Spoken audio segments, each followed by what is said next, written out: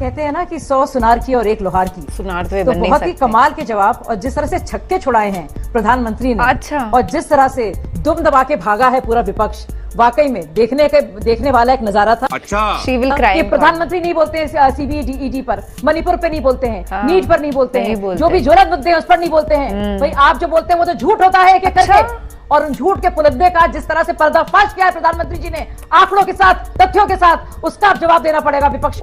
रुको जरा, सबर करो। जिन मुद्दों पर आप रोज रोज कहते थे कि पीएम चुप है, उन तमाम मुद्दों पर देश की संसद में पीएम ने बोला है, चाहे वो मणिपुर हो या फिर नीट हो। देखा आप क्या कहेंगे? क्या तो चलिए शुरू करते हैं। आलोक जी, सबसे पहले तो देश के प्रधानमंत्री का हाथ जोड़कर बहुत बहुत धन्यवाद।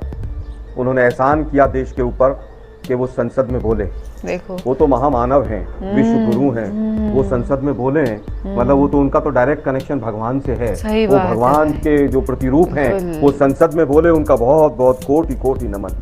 What sarcasm man, love it। गजब हो गया, देश के प्रधानमंत्री संसद में हिंदुस्तान की नहीं बोलेंगे तो क्या पाकिस्तान की संसद में जाकर बोलेंगे? इतने ज्वलंत मुद्दे हैं। क्या हुआ जब भाजपा के गैर जिम्मेदार और कांग्रेस के समझदार प्रवक्ता के बीच में भिड़ंत हुई? जी हाँ, आज आलोक शर्मा जी डिस्ट्रॉय कर देने वाले हैं शाजिया खुराफाती को। इल्मी मैं बोलना नहीं चाहूंगी क्योंकि इल्म से इनका कोई ताल्लुक है नहीं। हे हाय हेलो नमस्ते जी, सत श्री अकाल, अस्सलाम वालेकुम। मैं निधि शर्मा इंडिया से, and this is the second time I am gonna listen to Shazia. और सच बता रही हूँ, ये सुनने लायक औरत है नहीं। तो असलियत में हम यहाँ सुनने आए हैं आलोक जी को, फैक्ट्स को, और अंजना ओम मोदी भी हमको इसमें दिखाई देंगी। हो सकता है कि वो इस बार कांग्रेस के साथ खड़ी हो। पता है क्यों?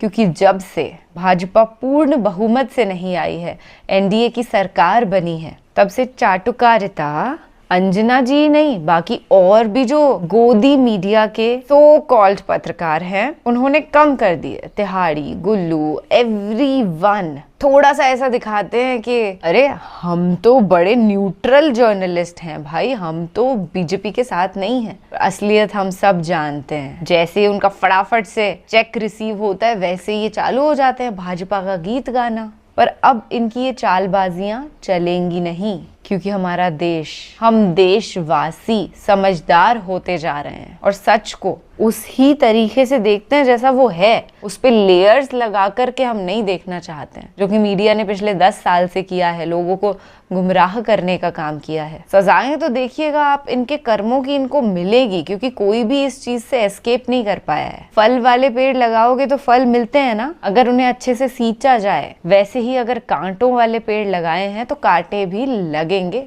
चुभेंगे, उनसे बचा नहीं जा सकता है। देश के प्रधानमंत्री आज भी झूठ बोलने से पूरी तरह से कतराए नहीं, आज भी झूठ पे झूठ, झूठ पे झूठ। और कल जिस तरह से लोकसभा में निर्लज्जता का परिचय दिया, वो पूरे देश ने देखा। एक तरफ हाथरस की घटना हो रही है, सैकड़ों लोग मर रहे हैं, और देश के प्रधानमंत्री का अंतिम भाषण का जो हिस्सा था, आज तो मुझे बड़ा मजा आ रहा है। सही में किस बात का मजा आ रहा था मुझे नहीं पता। 2.5 घंटे आप विपक्ष को कोसते हैं, मिमिक्री करते हैं, किसी सांसद को बालक बुद्धि बोलते हैं, किसी के लिए अपशब्द बोलते हैं, किसी को निर्लज्जता के साथ जिस तरह की शब्दावली का इस्तेमाल हुआ, आप शोले फिल्म और पता नहीं कौन कौन से एग्जाम्पल देकर आप देश के प्रधानमंत्री हैं। चुनाव समाप्त हो गया है, आपकी वो मंगलसूत्र और मुजरा की भाषा देश ने अस्वीकार कर दी है। यह हत्याई हुई सरकार है मोदी साहब आपकी, और कोई धार वार नहीं बची है उनके मोदी जी के भाषण में। आप सोशल मीडिया, यूट्यूब और तमाम आंकड़ों को देख लीजिए, तमाम सांसदों को 10-10 गुना ज्यादा सुना है देश की जनता ने। मोदी जी के झूठ को अब कोई नहीं सुनना चाहता है। उन्होंने सबसे पहले झूठ बोला कि मणिपुर में शांति आ गई है। अरे पिछले 1 महीने के अंदर 1 दर्जन से ज्यादा हत्याएं हुई हैं, फिर कैसे शांति आ गई है मणिपुर में? मोदी साहब, अगर आपको थोड़ी सी भी लज्जा आती तो आप कम से कम एक बार मणिपुर की जनता के बीच में जाकर कहते कि शांति की अपील करने आया हूं हाथ जोड़कर, मणिपुर के भाइयों बहनों, मैं भी आपका रखवाला हूं, मैं आपका ख्याल रखूंगा, आप आपस में मत लड़िए। लेकिन दुर्भाग्य, विश्व गुरु ने एक बार भी शांति की अपील तक करना जिम्मेदारी नहीं समझी। आज कहते हैं 11,000 FIR कर दी हैं। अरे मोदी साहब, 11,000 से अगर FIR करने से शांति आती हो तो 11,000 और कर दीजिए, लेकिन FIR करने से कभी देश में शांति नहीं आती है। FIR हमेशा से नकारात्मकता भी साथ लेकर आती है। आपने कहा कि पेपर लीक पर बोल दिया मोदी जी ने। अरे भाई, आपके पिट्ठू वहां पर एनटीए के चेयरमैन बैठे हैं, उनको हटाइए। वो प्रदीप जोशी जिसने लाखों बच्चों के भविष्य को तबाह कर दिया, उसको क्यों नहीं हटाते? पूरी सरकार एक प्रदीप जोशी के सामने घुटने टेक कर बैठी है, और वो इसलिए नहीं हटाते क्योंकि बीजेपी और आरएसएस के बच्चों को निर्लज्जता के साथ उसने एडमिशन दिलवाए होंगे, उसने नौकरियां दिलवाई होंगी, और वो इनको ब्लैकमेल करता होगा कि अगर तुमने मुझे टच भी किया तो मैं तुम्हारी पोल पट्टी खोल दूंगा। आप कहते हैं बहुत अकॉर्ड कर दिए हमने, बहुत कुछ कर दिया, नागा अकॉर्ड हो गया। पूरे हिंदुस्तान के मीडिया को भी नहीं पता कि नागा अकॉर्ड में क्या हुआ था। पूरे देश ने देखा किस तरह से नागालैंड और असम की पुलिस आपस में 4 बार 5 बार आपस में गोलियां मार रही है, लेकिन किसी ने उसके ऊपर ध्यान नहीं दिया। आप डरो मत, डराओ मत। भगवान शिव कहते हैं कि तुम कॉन्स्टिट्यूशनल पोस्ट पर हो। ऐसी बातें तो बी ग्रेड कॉमेडियन भी नहीं करते भाई साहब। तो आप अपनी तो गरिमा मेंटेन करें। व्यापम के बाद ये नीट का मुद्दा व्यापम से भी ज्यादा गंभीर है, लेकिन उसके ऊपर पिछले 1 महीने से सरकार की तरफ से सरकारी वकील सुप्रीम कोर्ट में क्या कहते हैं कि बिल्कुल कुछ नहीं हुआ है, ऐसा नहीं हुआ है, वैसा नहीं हुआ। अरे भाई, एनटीए चेयरमैन को क्यों बचाना चाहती है सरकार? धर्मेंद्र प्रधान ने पहले दिन ही बिना जांच के क्यों कह दिया कि कुछ नहीं हुआ, फिर माफी मांगनी पड़ी। एनटीए में ऐसा क्या खजाना छुपा है बीजेपी और आरएसएस के लोगों का, उनके बच्चों का? धर्मेंद्र प्रधान ने बहुत सी बातें कही हैं, फिर झूठ ना बोलिए। वापस आता हूं। झूठ नहीं, नो झूठ, नो झूठ नहीं, कोई झूठ नहीं बोला, झूठ बोलना मैंने कोई झूठ नहीं बोला। अंजना जी चुप कीजिए, मैं इनका सम्मान करता हूं, बिल्कुल झूठ इनको बोला शांत आपने। कीजिए। अंजना जी शांत कीजिए इनको, मैं किसी के बीच में नहीं बोला। ठीक है, ये बदतमीजी नहीं चलेगी। यहाँ यहाँ पर शांति से पूरा कर लेंगे। एचआरडी मिनिस्टर ने झूठ बोला, माफी मांगी, अपने शब्द वापस झूठ बोलना पाप है। उसके बाद अभी बात आई, झूठ तो बोला आपने, अभी फिर आई बात वापस, झूठ बोलना पाप है। मोदी जी को समझाइएगा, ये देश के प्रधानमंत्री को समझाइएगा, चिट्ठी लिख करके झूठ बोलना पाप है। ग्रेट मैन, नहीं सही किया एकदम। वापस आइए मुद्दे पर। शहादत की बात हुई। अरे भाई, शहादत के बाद एलआईसी का पैसा या इंश्योरेंस के पैसे को आप शहादत के पैसा कहते हैं, ये झूठ है। चीन 10 जगह घुसकर बैठा है जमीन पर हमारी, उसको छुपाने के लिए देश के प्रधानमंत्री झूठ बोलते हैं, क्लीन चिट देते हैं, ये झूठ है। पुलवामा के शहीदों का आज तक दोषी एक भी जेल में नहीं गया, ये सच है। पुलवामा के शहीदों को आज तक शहीद का दर्जा नहीं मिला, ये सच है। और सच यह है कि जब मुंबई में हमारे जांबाज सिपाही और जांबाज फौजी जिस तरह से वहां पर आतंकियों को मारकर गिरा रहे थे, मोदी जी वहां पर बाहर जाकर प्रेस कॉन्फ्रेंस कर रहे थे, ये सच है। बात आती है भ्रष्टाचार की और इंफ्रास्ट्रक्चर की। अटल सेतु हो और जो रोज आए दिन पुल गिरते चले जा रहे हैं, कितने भ्रष्टाचारियों को मोदी जी ने जेल में डाला है? क्या एक भी मोदी जी ने एक भी भ्रष्टाचारी को जेल में डाला है? पूरी तरह से बताइए। दिल्ली का जो यहां पर एयरपोर्ट पे जो हादसा हुआ उसमें क्या हुआ है? और आप बात कहते हैं कि साहब गरीबों की जिंदगी, शाहजिया जी अभी गरीबों की जिंदगी की बात कर रहे हैं।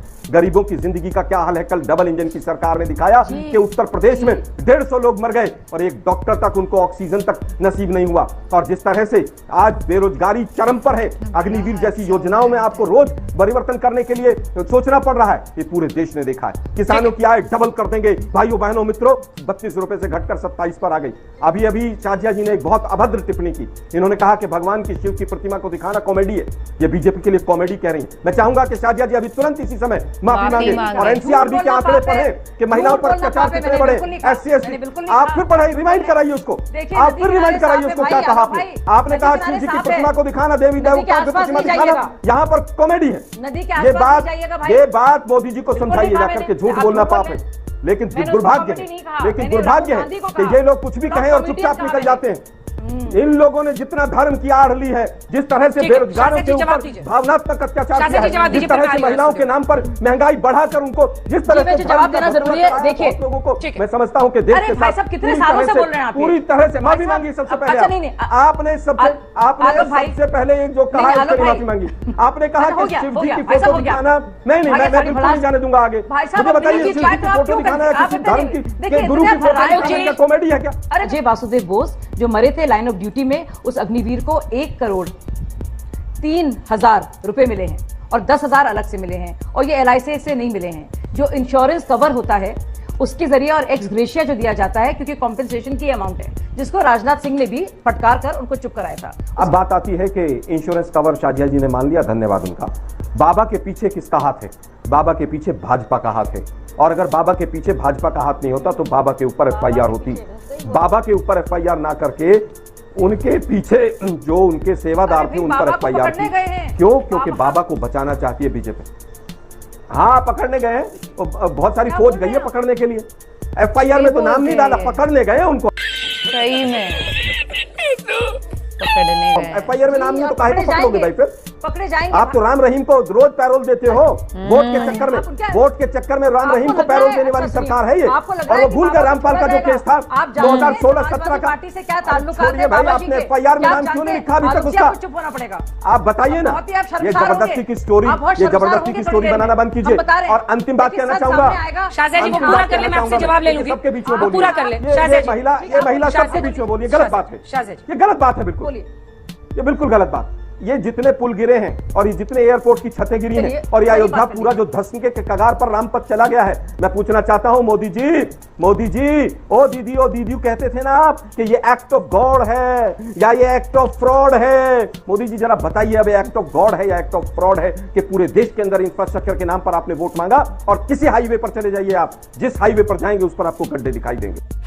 अपने आप को भोले बाबा कहने वाला ये सूरजपाल सिंह, जिसके सत्संग में इतनी बड़ी भीड़ पहुंची और वहां पर एक बड़ी तादाद में मासूमों का इंतकाल हो गया, आज सब उसको कोस रहे हैं, सरकार को कोस रहे हैं कि कैसे वहां पे मृतकों के लिए एम्बुलेंस तक मौजूद नहीं थी और जिनमें थोड़ी बहुत जान बची भी थी उनके लिए इलाज नहीं पॉसिबल था, कोई डॉक्टर नहीं अवेलेबल था। आज कोस रहे हैं पर कल भूल जाएंगे। अंधभक्त उन्हीं को तो कहते हैं ना जो धर्म, जाति, मंदिर, मस्जिद के नाम पर वोट देते हैं। अगर प्रायोरिटी एजुकेशन या मेडिकल फैसिलिटीज होती ना तो हाल ये नहीं होता। अब सरकार हमने चूज करी है मंदिर मस्जिद के नाम पर, तो कहाँ से कोई चिकित्सा की सुविधा उपलब्ध होगी भाई? बड़े शर्म की बात है। कुछ दिन बाद लोग वापस भूल जाएंगे कि ऐसा कुछ हुआ था, इतने लोग मरे भी थे, इतने घर उजड़ गए थे। वो हमारे जैसे मासूम लोग थे जिनकी मौत हो गई या जिनका परिवार खत्म हो गया। पर फिर कुछ दिन बाद लोग अपनी आंखों पर पट्टियां लगा करके बाहरी रूप रंग से एक दूसरे को जज करेंगे, जय श्री राम ऐसे चीखेंगे और असलियत में डेवलपमेंट के लिए वोट करना भूल जाएंगे। कहते हुए बहुत ही बुरी लग रही हैं ये सब बातें, पर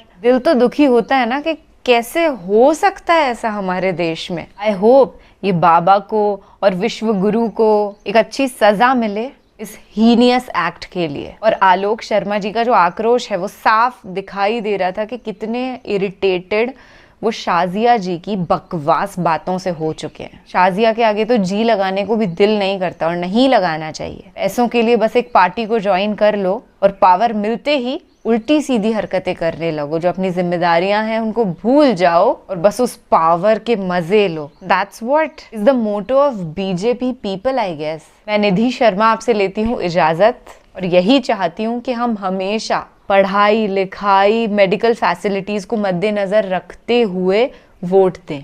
आई एम प्रिटी श्योर कि आप उन्हीं जिम्मेदार लोगों में से एक होंगे जो सही सरकार को वोट करेंगे। ख्याल रखिएगा अपना और अपने सभी घर वालों का, और जो मासूम अपने परिवार वालों से बिछड़ गए हैं उनके लिए दुआएं करते रहिएगा। नमस्ते।